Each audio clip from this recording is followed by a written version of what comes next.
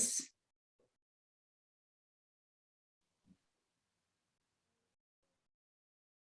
right, I'm going to say good morning to those of you who are on already. And for those of you that have been here before, you know, I'm just going to give people who are going to dial in a minute or two to do so. So just hang tight for a couple of minutes, or maybe not even, whilst that happens. And then I'll do my speech again, and then we will get going. And as I just said to John, just as I've gone live, I can guarantee that my dogs will probably start barking.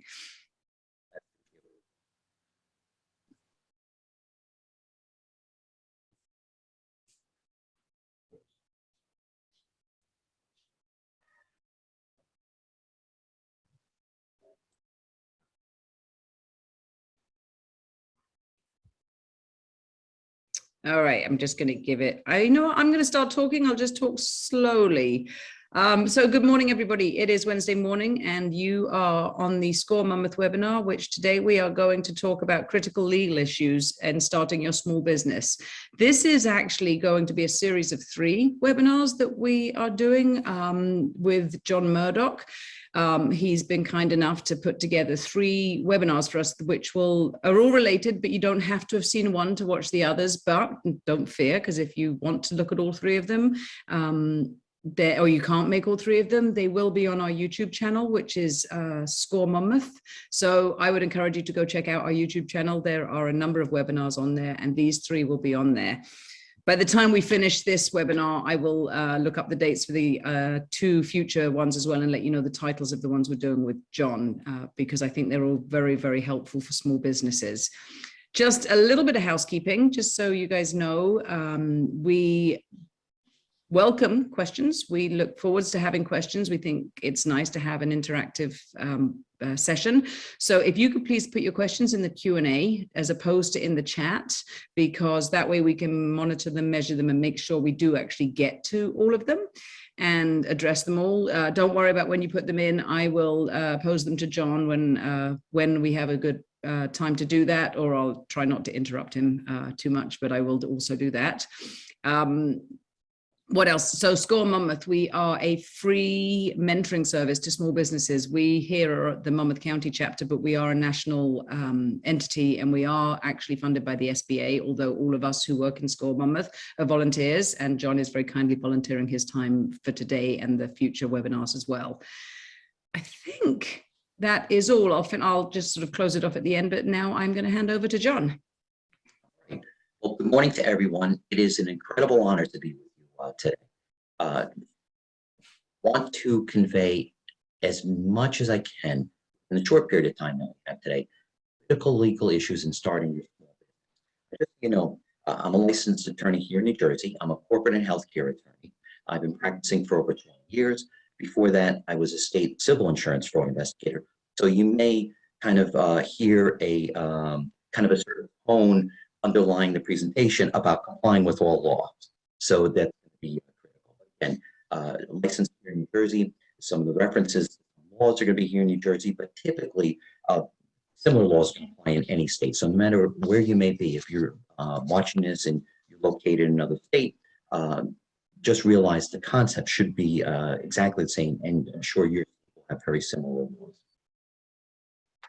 So first, this presentation does not address business such as business plans, financing, suitability of a business, chances of success, brick and mortar versus online, etc.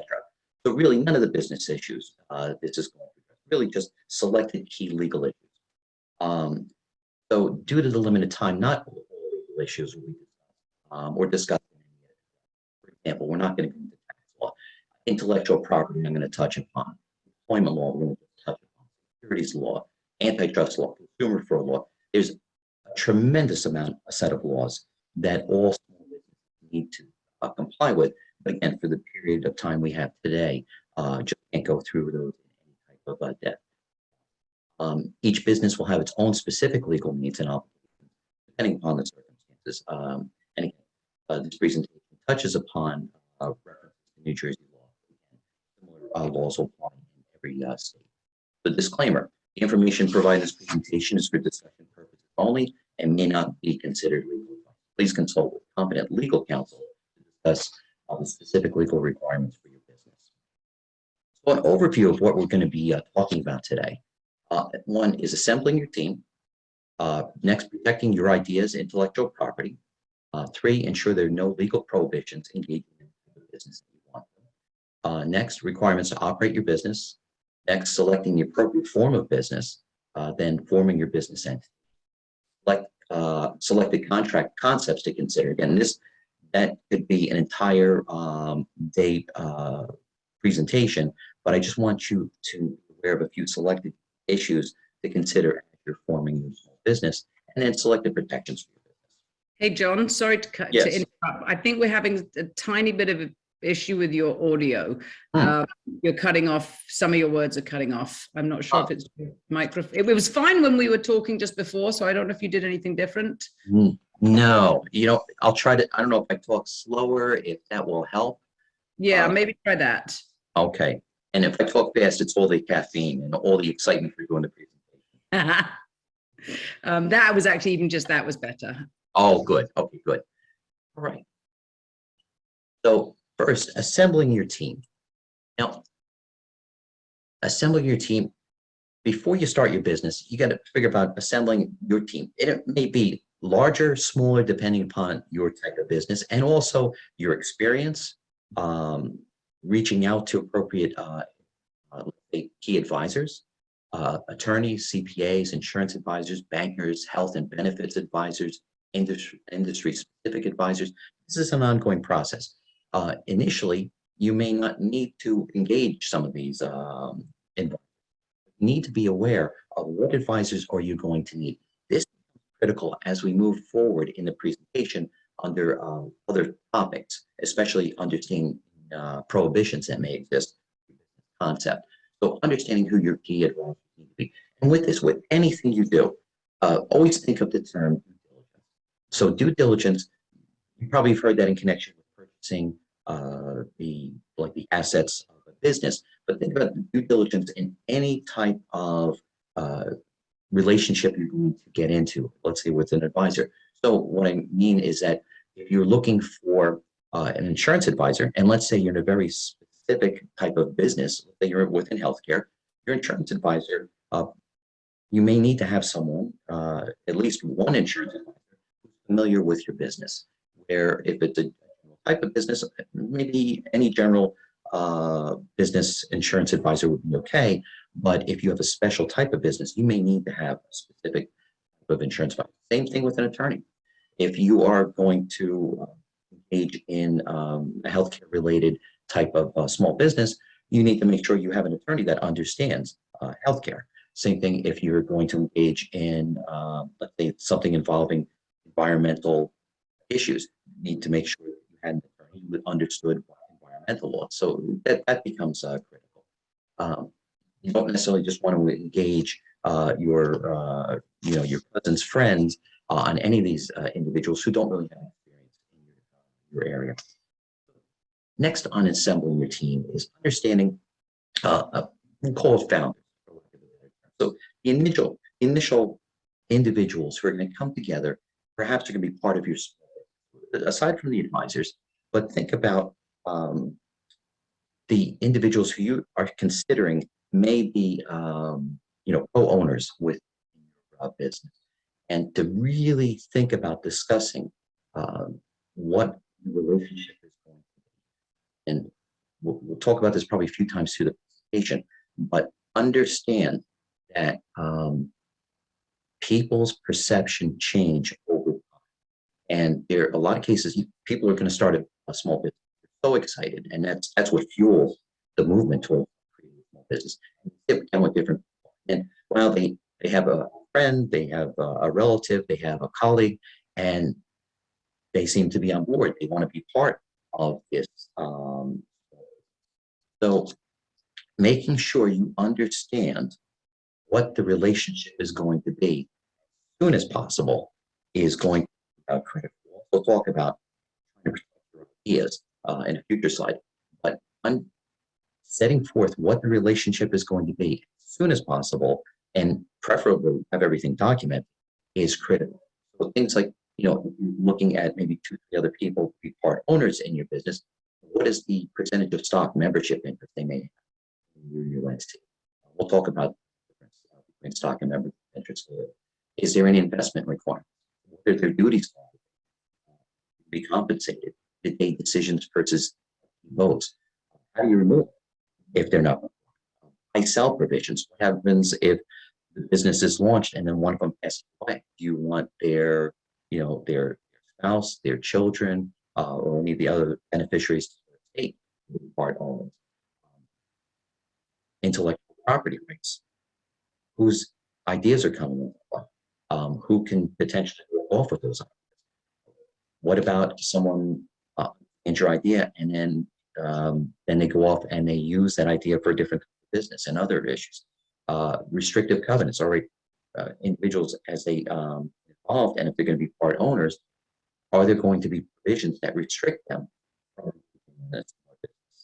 perhaps within a certain area for a period of time that they're no longer owners? So really nailing down these issues as soon as possible, critical, hard, because when you're first forming, it's kind of nebulous. You're discussing issues. Be careful who you talk with, and be careful with who you make promises, because even though something is not in writing, doesn't mean it's not an enforceable contract.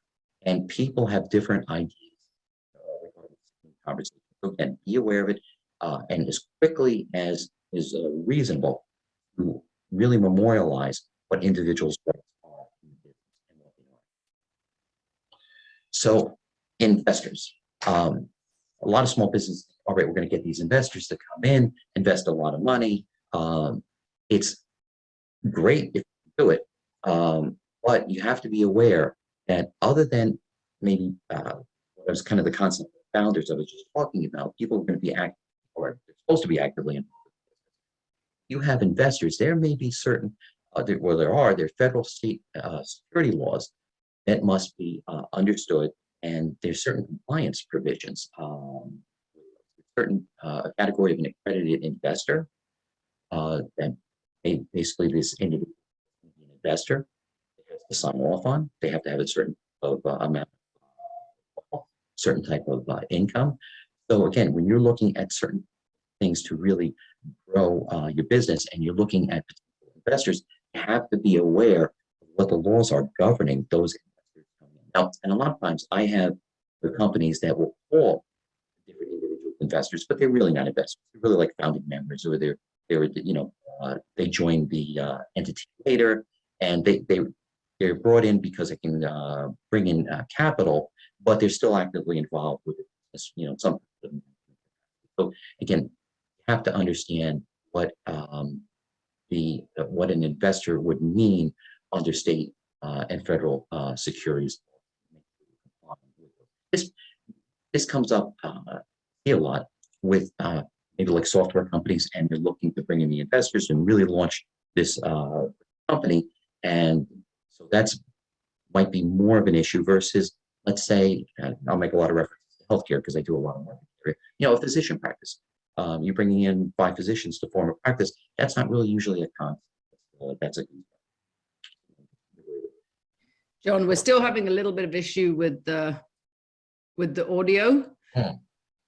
It's strange. It cuts off just like the beginning of the occasional word. Well, I definitely apologize. So I'm not sure what's going on. I think it's the slower you speak. Okay, the better. And maybe try and keep facing the microphone. Okay, yeah, I'll try to scoot in a little bit more.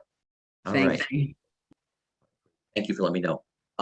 So in assembling your team, think about potential employees and contractors that may be involved, and then to have appropriate agreements with them. To understand your selected laws, you have to consider, workers' compensation, minimum wage laws, anti-discrimination laws, etc. And what I'm talking about, again, this is such a huge topic that we can't drill down in every single issue. But let's say you're talking to someone, say, all right, great, I'm starting this company. You're going to be my first employee, and I need you to do this, this, and this before we start the company, or even after we start the company and you haven't paid them yet. There may be certain types of laws. If they're considered an employee, there's workers' comp requirements, that workers' compensation insurance. You need to abide by minimum wage standards. Can't violate any anti-discrimination laws, etc. So you have to be very, very careful. And then also be careful when dealing with talking about stock membership interest options. And that's a lot of promises made when these companies start, and then later the owners look and say, we never should have done that. We never should have offered such and such, because sometimes you made certain offers, the person doesn't even deserve it anymore. Yeah, again, in that initial excitement to bring on that person. All right, so protecting your ideas and intellectual property. So question, what protections can I put in place for my business concepts as well as any intellectual property? Mentioned in the beginning, we're not going to go into a lot of depth. Intellectual property is a completely separate, specialized area of law. And if you have any questions or concerns, you really need to engage a specialist in that area, and it's critical. So you have to consider patents, copyrights, trademarks, service marks, trade secrets, ideas, etc. I put in the next bullet point, need to know.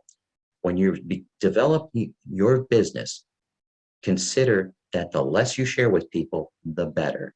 A lot of people you will talk with, they have big mouths, and a lot of people you think are going to be on board going forward will disappear.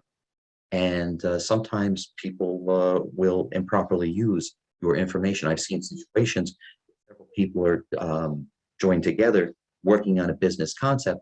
One of them takes the idea and starts their own business. So these things can happen. So consider that the less that is shared, the better off you probably be. Now you can have non-disclosure. That's great, but it's difficult to know if someone actually violated a non-disclosure agreement. So it goes back to the need to know. The less you disclose, the better off you're going. Now, there's confidentiality and invention assignment agreements that can be considered, and you would talk with your forming your entity.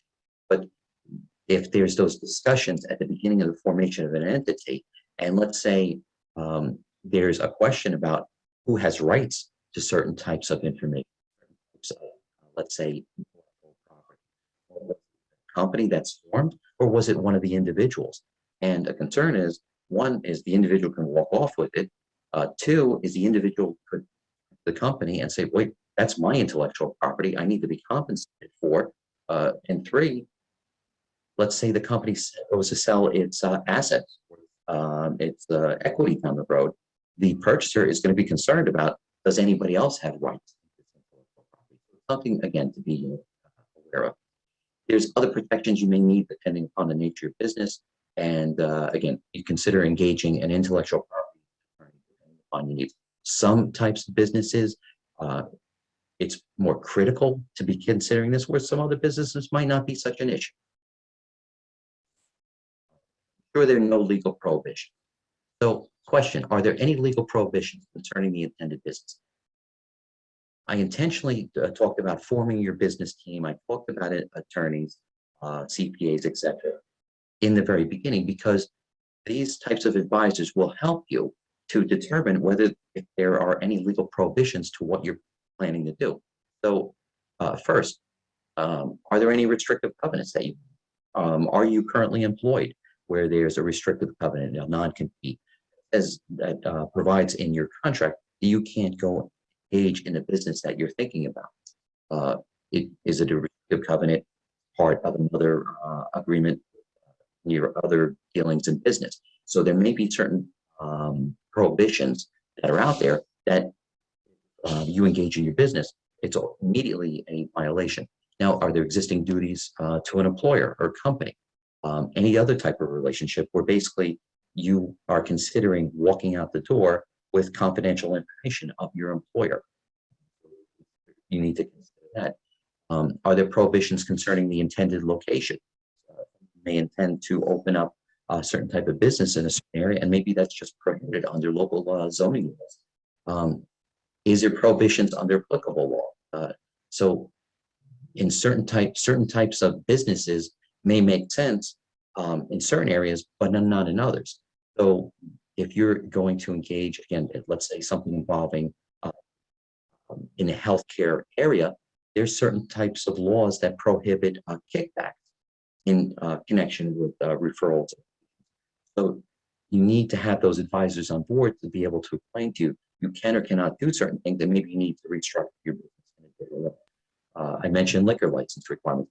I've had several clients that wanted to open businesses where they weren't going to be open up bar or restaurant or liquor store, but as part of their services, they were going to be able to provide alcohol. And they would even say, oh, wasn't going to be any extra charge. Well, without a liquor license here in New Jersey, you cannot do that. So, and having those advisors walk you through what the intended goal of the business and their activities are, and to identify potential prohibitions. Requirements to operate. So what approvals are needed from any governmental agency to operate the business? I just put this always under the category of licensure, any type of licensure requirement.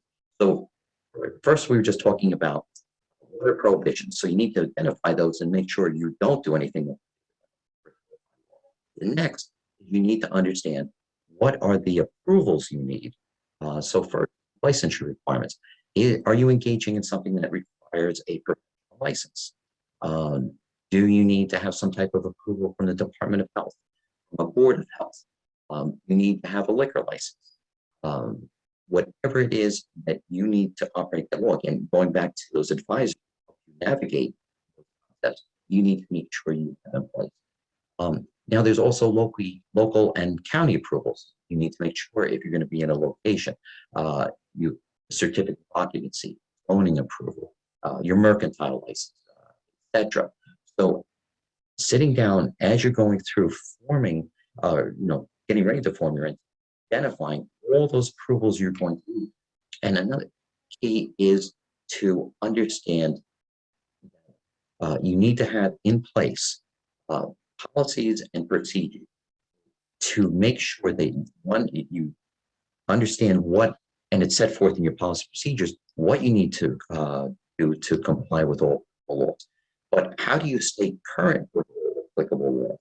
How do you ensure that any updates, any changes to those requirements are understood, they're received, and they're complied with? So those policies and procedures become absolutely critical. So, John, there's a question on that, which is about I think it's about intent more than anything. So, say you open a business, say you have in place, you can document that you did all your research, you've done all your due diligence, you've spoken to the right people, but you screw up and you forget to get a such and such license, whatever it is, because but it wasn't your intent. You weren't trying to duck the system or save money. You just made a mistake. Typically, do you think that there is some leniency there for, if you can show intent and then you correct that, and you make immediate amends to it, right, and correct it and implement the right things? Does intent help? Does it prove anything or show anything? And does it help with these types of situations, do you think? Great question. It's complicated because it's going to depend upon the type of licensure. I'll give you a few examples. One, healthcare area. In order to provide certain types of healthcare services, there has to be the appropriate license. Whether, let's say, provide medical services, you need to be licensed as a physician. Provide imaging, or MRI services, you may need to be licensed either provided at a hospital, to be licensed as an imaging center. You don't have that license, and basically you're engaging in illegal conduct. And so some of the fallout can be, case like an imaging center doesn't have its license. All the payers that paid you money for those services, they're going to say every single one of those claims was basically a false claim. They're going to want all that money back. The Department of Health that would issue that, they're going to be pretty unhappy that you went forward without a license and engagement. So that's going to be pretty bad. Now you get down to certain things like a certificate of occupancy. May not be a big issue, or it may. We had one of our clients, a pharmacy in one of the cities. They basically opened up, didn't have their certificate of occupancy, and the city shut them down. I mean, that's devastating. So it's typically the issue of intent will help if you get into certain potential penalties that may if there's a range for fines, if you can really show that it was an accident, you may be on the lower end of the fine. Also, you start getting away from some criminal penalties that may be involved. So but the tough part with a lot of these laws is unless there's something specific in the law, there's not a lot of leniency. A lot of these entities can't say, oh, we understand that, you didn't know or you made a mistake. We're going to basically look the other way or give you a pass. It's not that easy. Normally,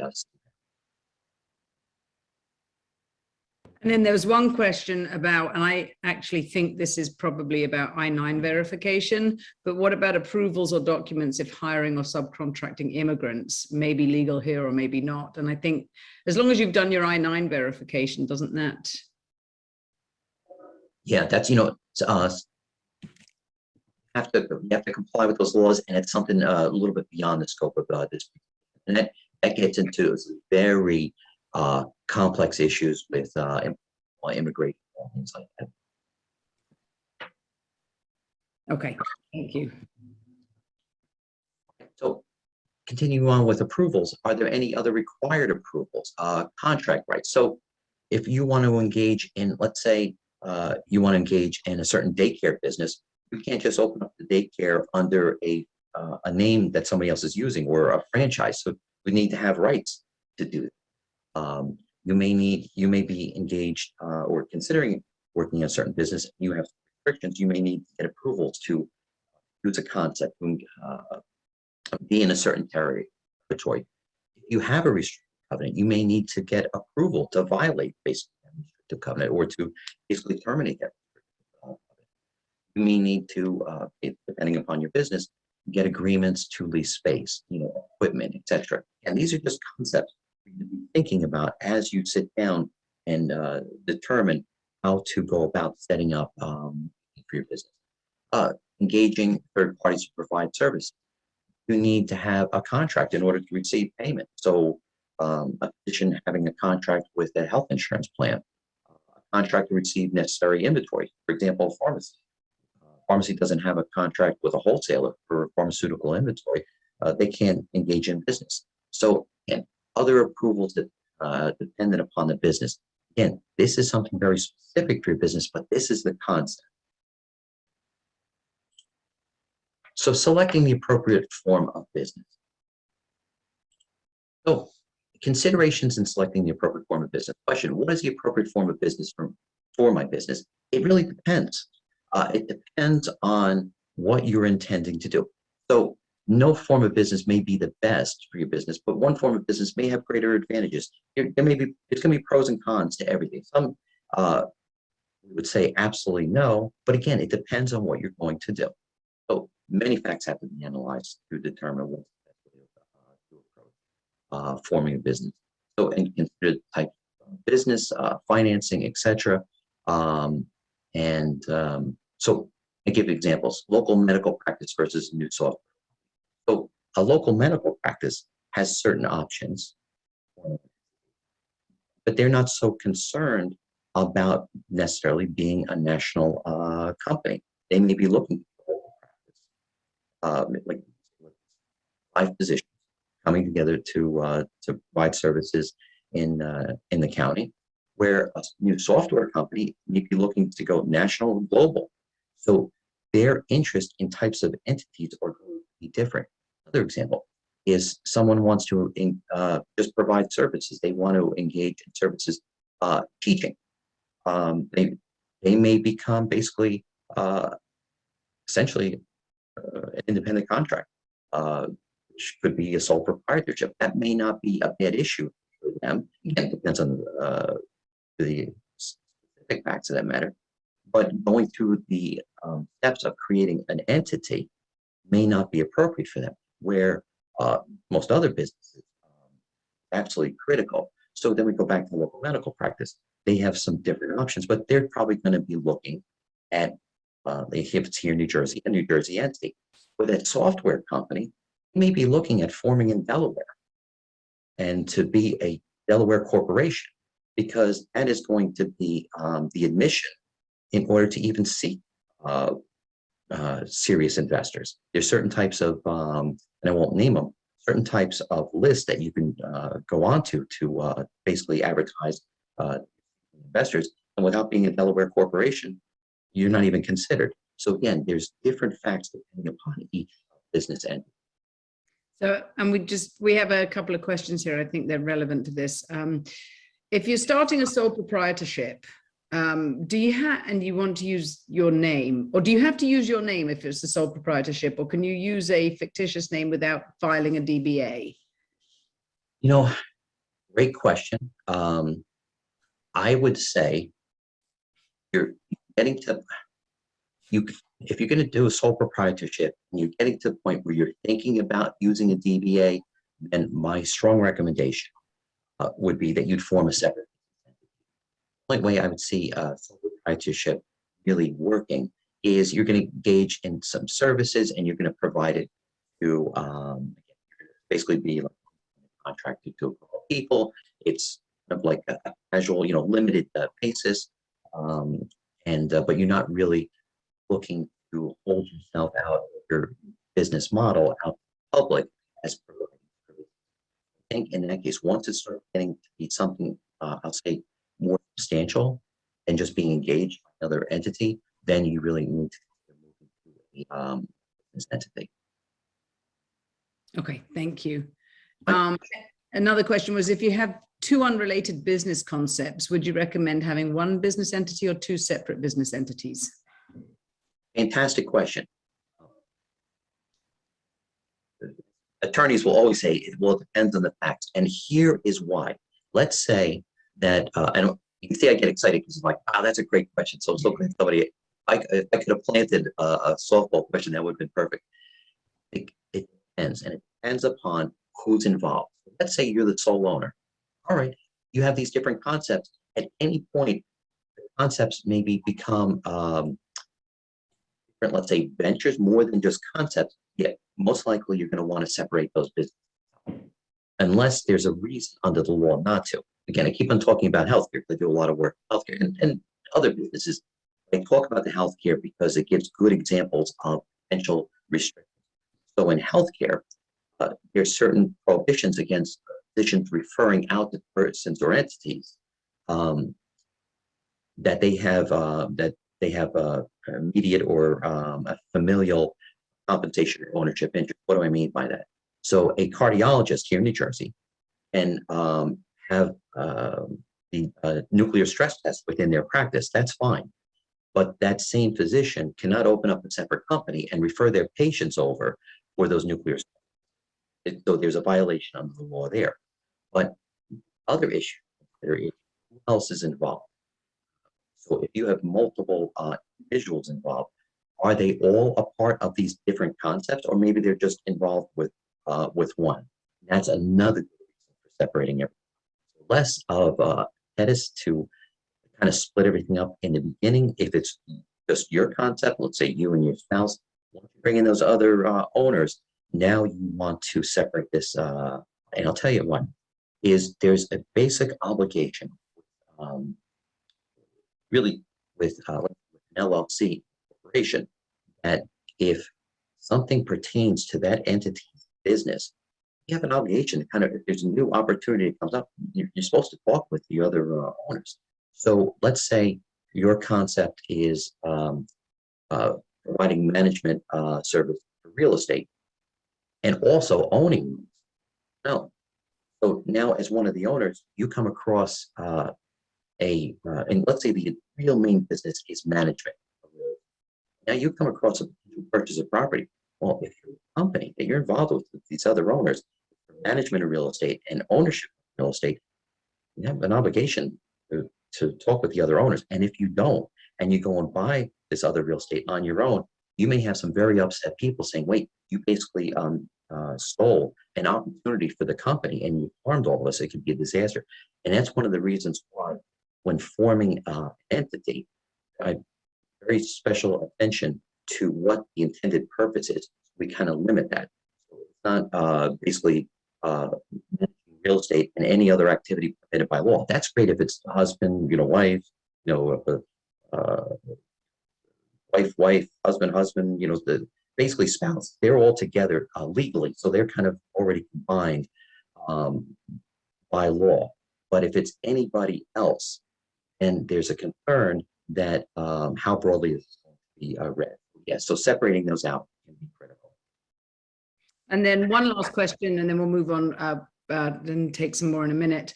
Is there such a thing as a state EIN, or is it different to the district or a federal EIN? Yeah, you know what? You get a federal tax ID number. There's a state EIN number. Everything I've ever seen, they've always been very, very similar. And I'm not sure if there's any difference. That's something you definitely ask. Okay. All right, great. Oh, we kind of touched upon this a little bit. So sole proprietorship. So it's just yourself. There's no partners, no separate existence. Selected advantages, there's no filing. You don't need a separate tax ID number. There's no company or entity taxes. Disadvantage, there's no limitation on liability. Again, this is why sole proprietorship is very limited in when it should be used. All the debts of the business are the debts of the owner.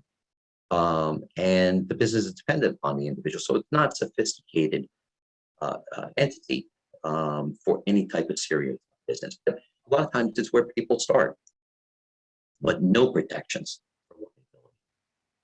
So partnerships, governing law in New Jersey's Uniform Partnership Act. You can file as a partnership. It's funny because corporate attorneys, whenever we hear the term partner, we always cringe because partnerships are like the worst thing that you could possibly think about. Understand that with a partnership, there's no written agreement necessary. That's what's dangerous. So we talked about before these, individuals coming together, thinking about forming a business. Well, it's one thing to discuss ideas, but if they start going forward with that business and doing anything, and they haven't formed a business entity, they're now a partnership. The problem is that the debts that are incurred by the partners will be your debts as well in connection with this partnership. So it's absolutely very dangerous. Again, thinking about no written agreement is necessary. This could be a partnership between one or more persons, as well as entities. So you may have two entities come together. You have, let's say, an LLC, a friend has a corporation, and you guys think about coming together to maybe for this joint venture, but you don't form a new entity. You have a partnership if you start engaging in those services. So again, you get to some potential dangerous territory where, let's say, your friend's corporation incurs certain debts in connection with this partnership. Well, it's now your LLC's debt. Well, so it's a very, very dangerous area. So no liability protections for the partnership, because it's really not the right vehicle for any serious. It can happen either intentionally or unintentionally. So some selected advantages, there's no filing necessary, no separate tax ID, no company entity level taxes. Again, disadvantages, no limitation on liability. And as I mentioned before, it's even worse in a sole proprietorship, liability of the other partner's conduct within partnership. And and it's almost impossible to operate any significance through a partnership. We have corporations in New Jersey. The New Jersey Business Corporation Act governs corporations are separate from their owners and the shareholders. Filing requirement for certificate of incorporation. Some states have articles of incorporation, tax elections, which we're not going to go into today as corporations. But we do have corporations, and corporations have been around for hundreds of years. And this goes back to England. So it was a means of allowing individuals basically to come together to form an entity for profit and to protect their personal assets. So selected advantages, separate existence from its owners, the shareholders, the limited liability of the corporate shield, but it's not absolute. So I get a lot of people who come in forming an entity, and they say, "Oh, good, I'm going to put together a corporation or a limited liability company." I say, "Good, because now I can't get sued." I say, not so fast.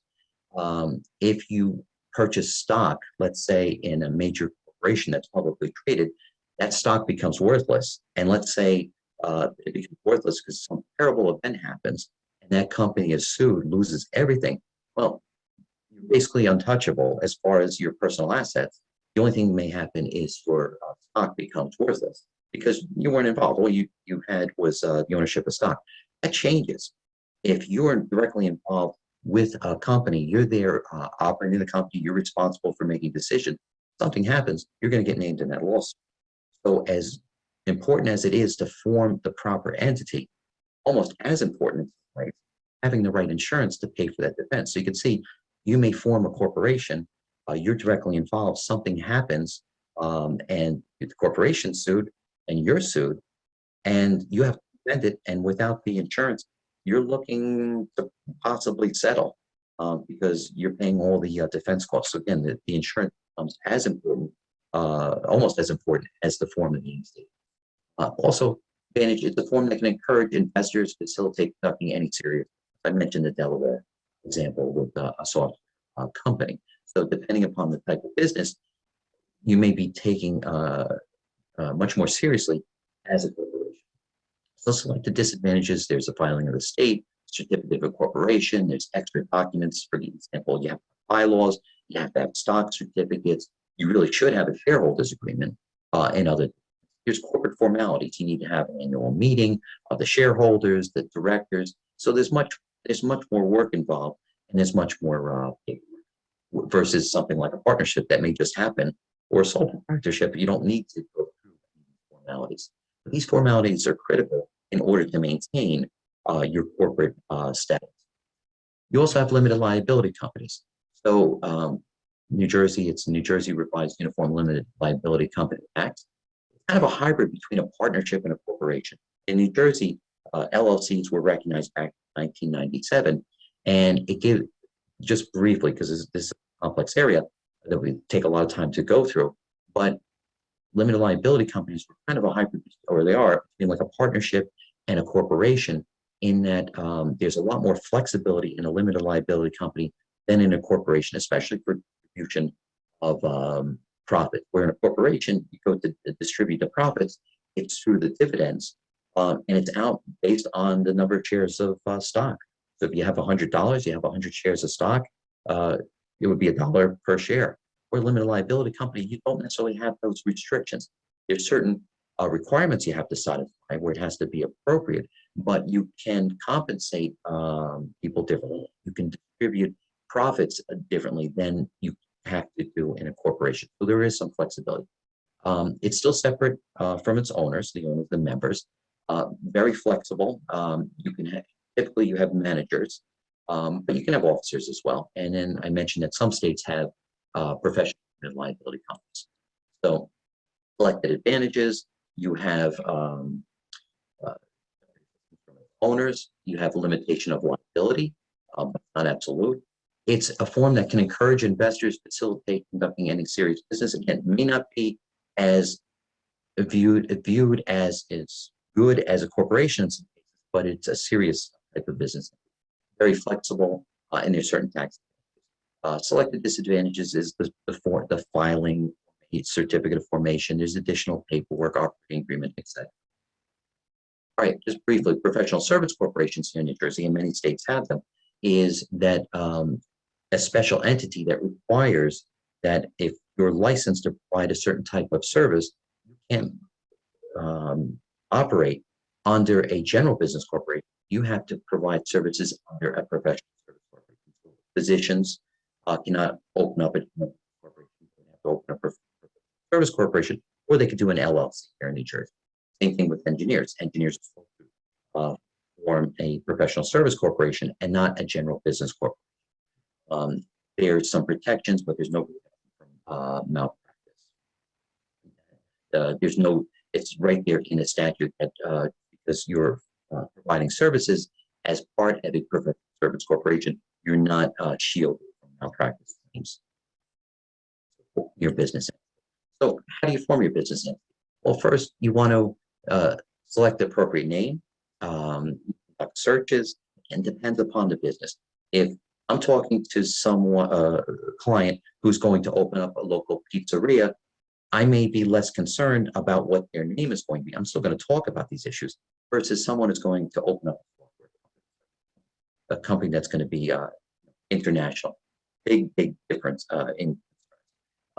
So you want to make sure that no one else has a right to the name you're intending to use. So typically you can search Google, you search social media, you can look at patent and trademark office to see if anybody has rights to that name. GoDaddy.com and other domain names for the name is not being used by someone else, because that'll give you a good indication someone may have rights. The hard part is you may be here in New Jersey and someone may have rights in Arizona, and you may not even know about it. But again, it depends upon your business. A local pizzeria in Arizona isn't going to necessarily be a concern here in New Jersey. But software company, obviously, that's going to be across state borders. So you need to consult with competent legal accountant, financial advisors in selecting the appropriate business entity. We talked about that a little bit before.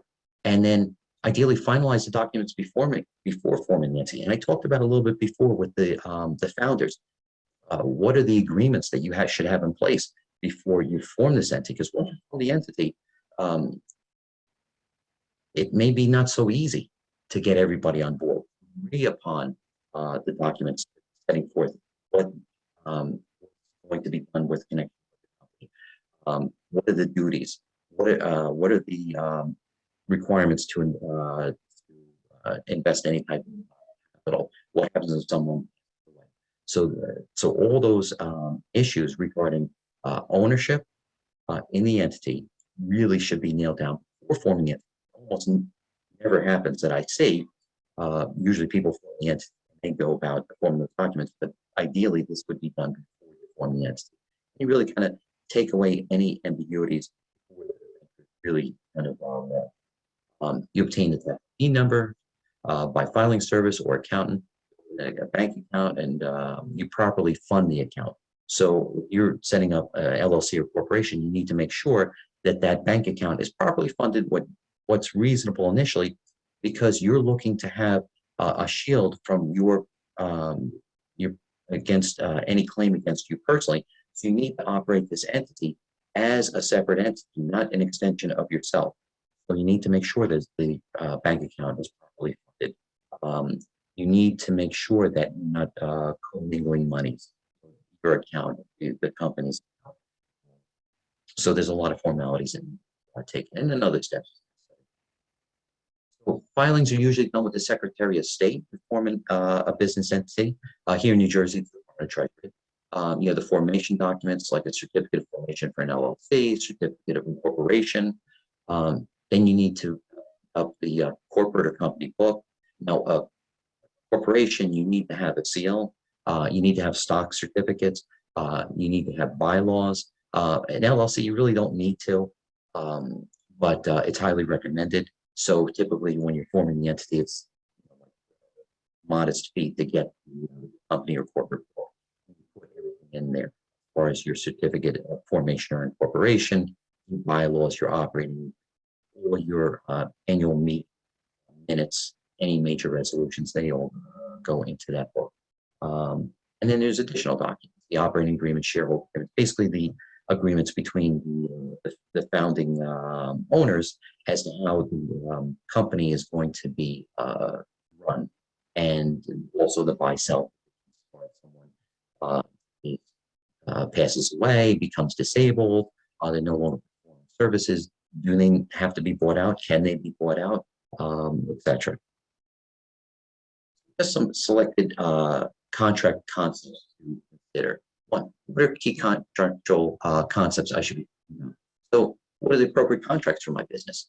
So, you're going to want, if you're going to engage in a certain type of business, you may need to have model customer agreements, model supplier agreements, employment agreements, contractor.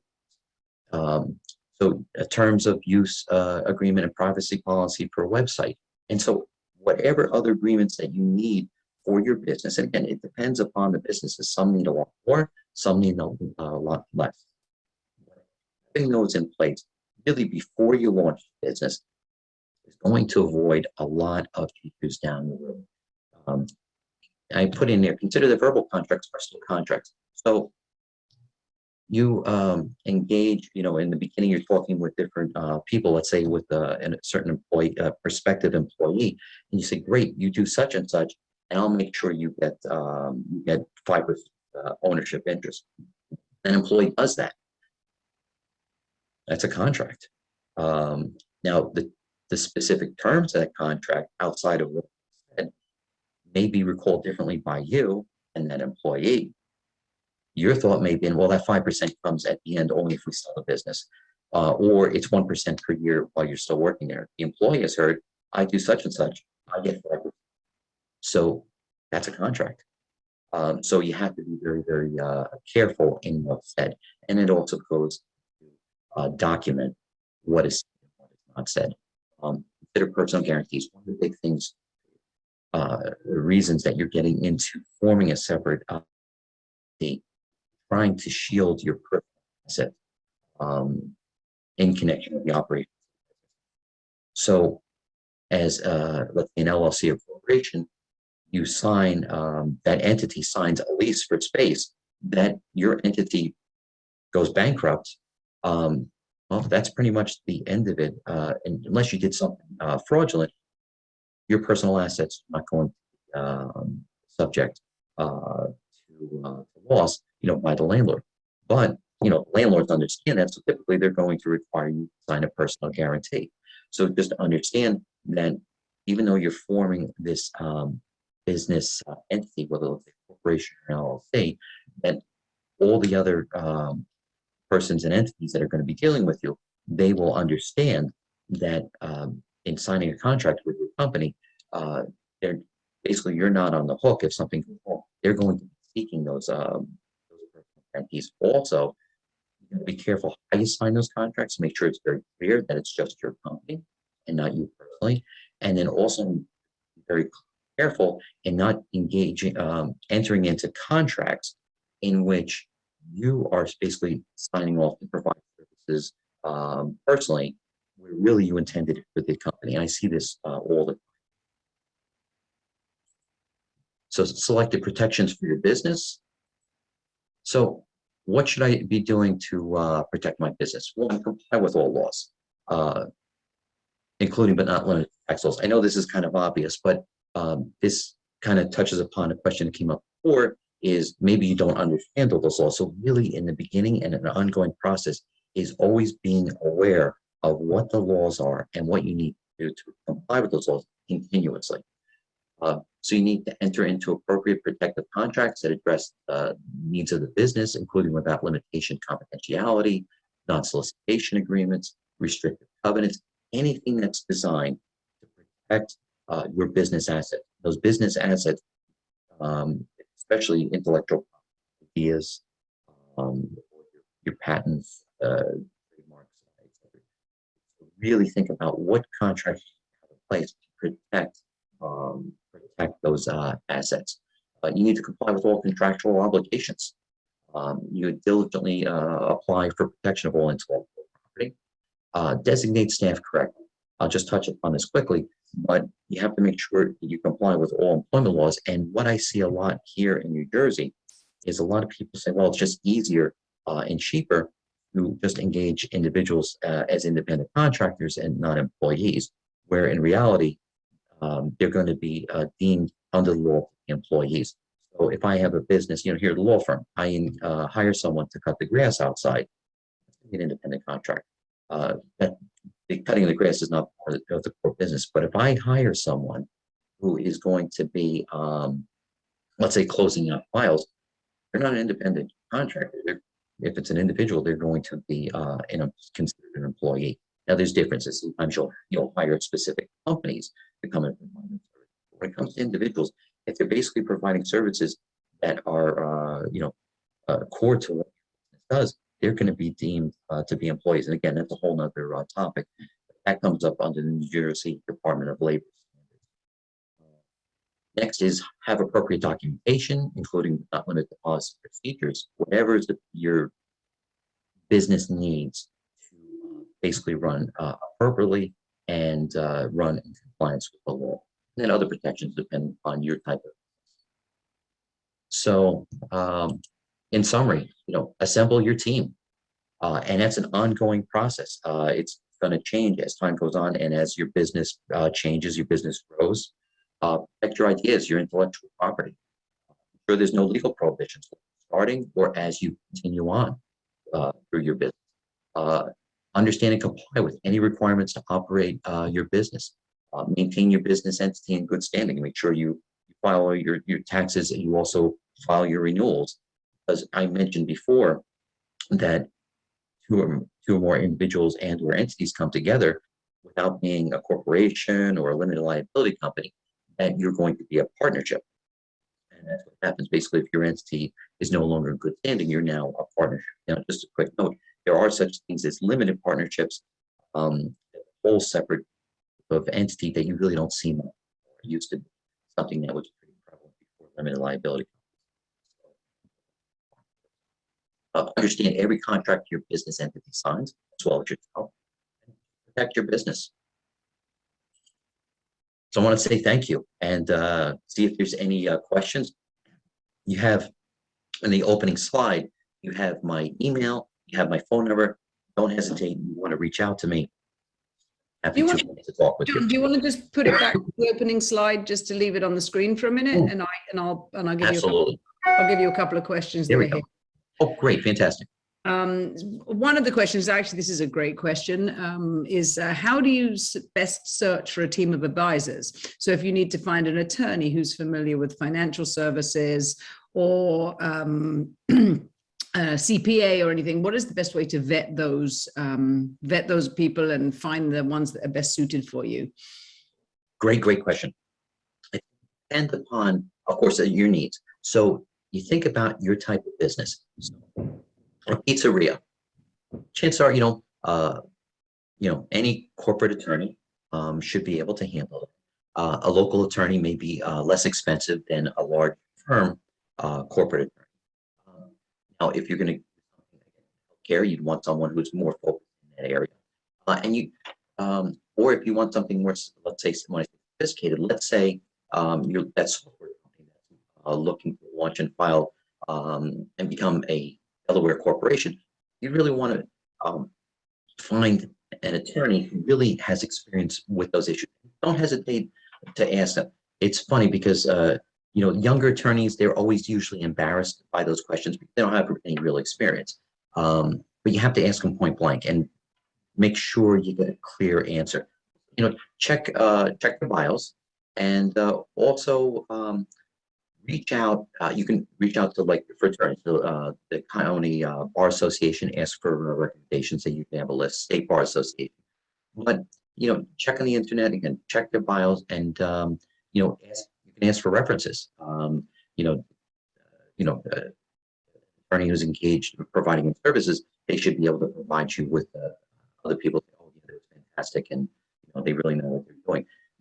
Really, and another, just sort of to add to that from a business perspective, another good way to do that is to ask peer groups that you have, maybe other people in the same industry. If someone has a good attorney or a good accountant, they always want to share that, whether they're a competitor or a peer of yours. So I would ask around. I would also check local chambers because those are good sources of referrals as well. There are, and Google can be your friend. Just by doing a Google search of what it is that you're looking for, and then checking references is another good way to do it. These days, it's not as complicated to find as advisors as they used to be, and interview them. That's the thing. Don't just go to one person. Perhaps speak to 2 or 3 people. Make sure you get a level of comfort with them. Make sure that you have a good rapport with them as well. Make sure it's somebody that you can work with, that you can, to sound like one of my teenage kids, somebody that gets you, right? So that that your communication will be easy. So less from a professional perspective, but more from a business perspective, sort of trust your instinct a little bit too. To add to that, one is, I'm getting a little bit older. So I don't have such a big presence on social media. That's just the way it is. I'm told I need to do more.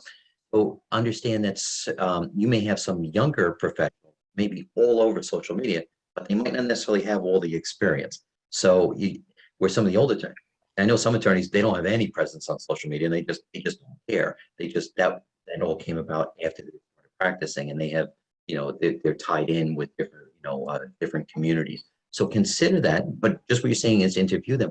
And I think a critical piece is make sure, and just what you're saying, make sure that it's a group. I guess make sure that they get you. There's so much to be said of being comfortable with the person you're dealing with. Some personalities, clients and attorneys, can be, both sides can be very, very difficult, may not be what you like. I find that it's kind of matching similar philosophies will make everybody happy. So if you have a certain personality where you're very, very aggressive, push every single issue, you want an attorney that's going to be able to match that type of personality. Vice versa. If you're more reasonable, I'm going to say more reasonable, your perspective is different, you may not want an attorney who's overly aggressive all the time. So it's having the right mix and having the right fit, especially with philosophy. Yeah, absolutely. And then just going back to one other, this is a specific question that might, I'm not sure if we can answer, but it's kind of the add-on to a question that came before. So we have a lady who's a sole proprietor. She has an online art business, and the name of her company is Amber Art. And but art is not her last name. That would be great if it was. Does she have to have her last name in the business name, or can she just use it as her first name? Oh, so okay. So sole proprietorship, I would say this, and without knowing more, yeah, you could say, you're engaged in a certain business, assuming that there's nobody else who has rights to that name.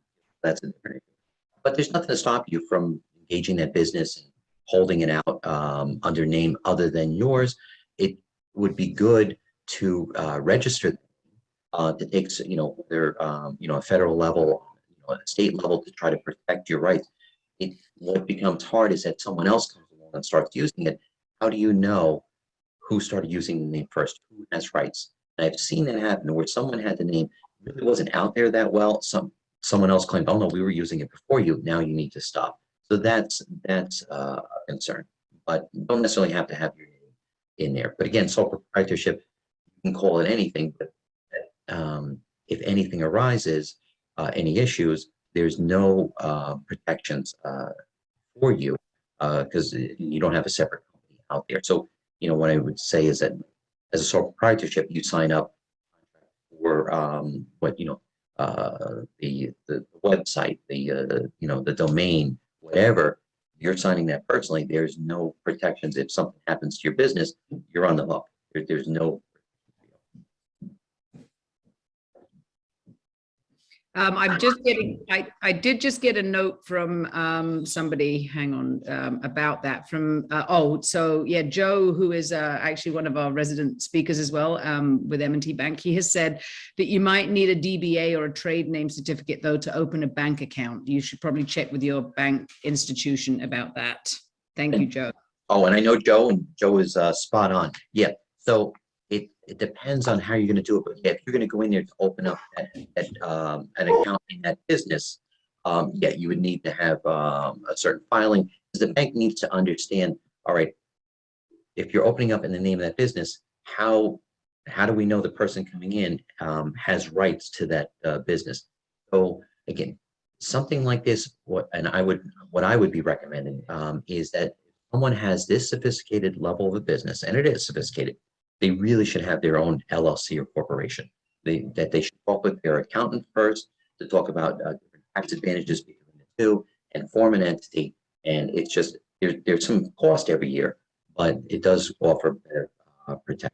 But when I say like sole proprietorships, it makes sense when somebody's maybe just sporadically providing services for businesses as an independent contractor. That's really kind of the time that a proprietorship makes sense. Sometimes. Excellent. Thank you. And then we have one final question, and then I think it's 11:35. So we have one final question, then I'm going to wrap it up. How do you register a business name at the federal level? You'd have to go, and I had, was it the,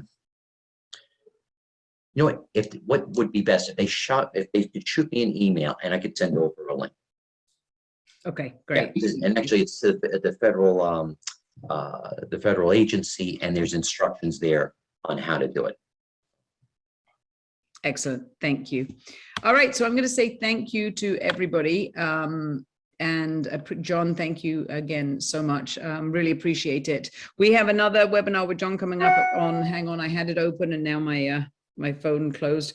On May the 4th, we have critical legal issues in buying and selling, or in buying a small business. So just, if you go check out our website, you can register for that.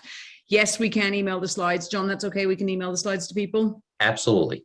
Okay. Yep. So I'll email the slides out to all the attendees at some point. And again, the webinar will be on our YouTube channel. So whenever you guys want to refer back to it, you can have a look on the YouTube channel. John, again, thank you so much. We appreciate it. And An incredible honor. Thank you. We will see everybody on the next webinar. Thank you. Take care, everybody. Thank you so much. All right. Bye-bye.